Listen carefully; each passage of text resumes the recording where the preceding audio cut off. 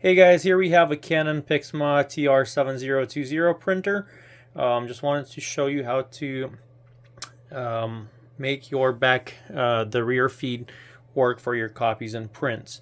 So in order to do it for your prints from your computer or from your phone, you would need to do that when you send the page through and make it default settings in your settings for the printer on your device.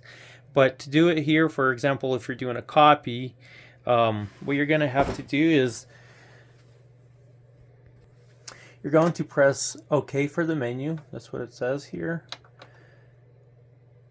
Then we're going to select copy settings,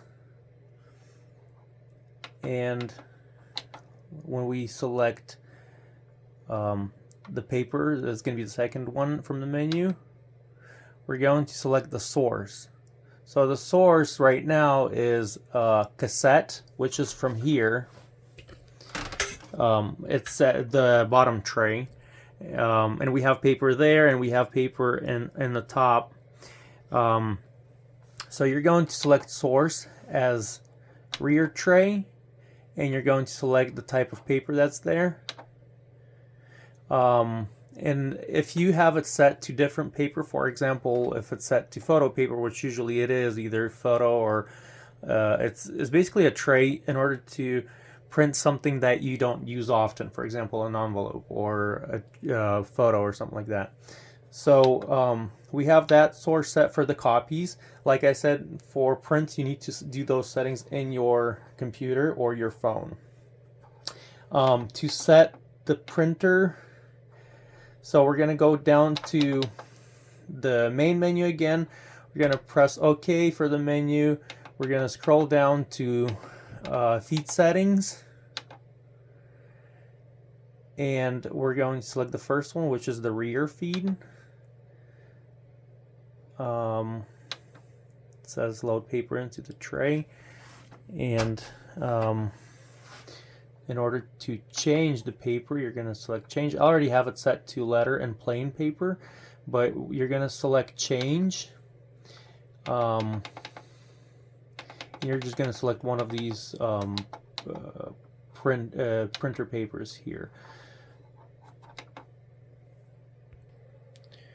What I had on my printer here before, where I was confused, is it was set to a different paper type, so it wasn't plain paper.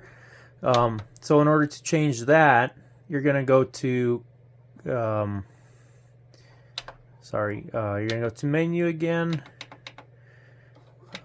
feed settings, rear tray, and then it's just going to ask you to load, and then you just change the type of paper. So you're going to go ahead and change that, make sure it's letter, and then for the type of paper, select plain paper, and then press OK.